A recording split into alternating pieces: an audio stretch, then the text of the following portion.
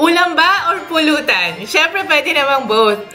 Crispy pata must be one of the most delicious comfort food we Filipinos love. Tara, luto tayo!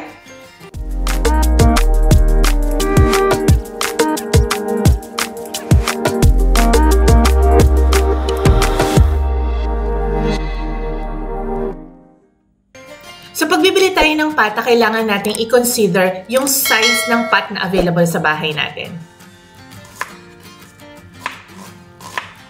So, ang first step natin is to boil the meat at magdagdag ng pampalasa. So, nag-slice lang tayo ng isang onion and nagpokpok ng 3 pirasong bawang.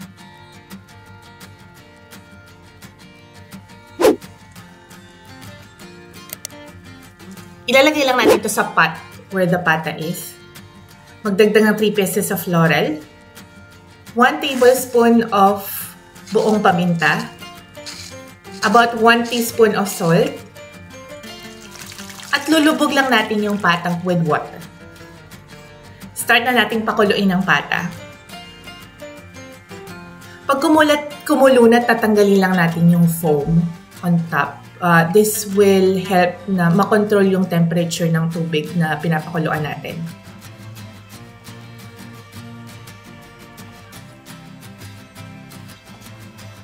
So once the pata is boiling enough, siguro this will take about 10 minutes.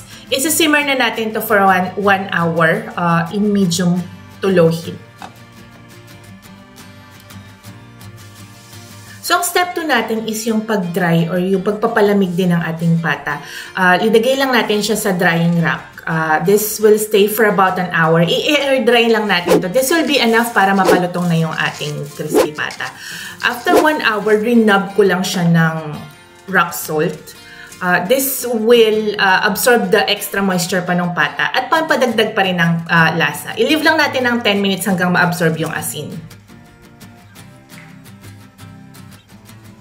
And then we start deep frying. Siyempre, dobleng ingat tayo sa pagprito ng ating pata. As you can see, naka-ready na po yung takip habang linalagay ko yung pata. This will keep us safe from the tilamsik.